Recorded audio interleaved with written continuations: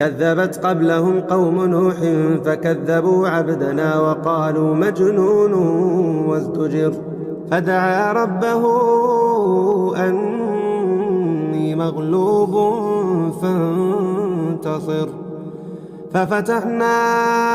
أبواب السماء بماء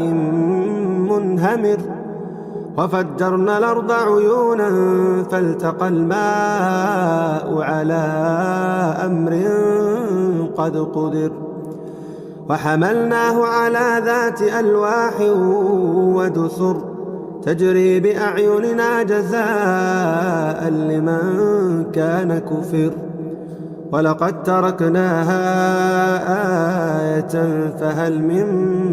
مدكر فكيف كان عذابي ونذر ولقد يسرنا القرآن للذكر فهل من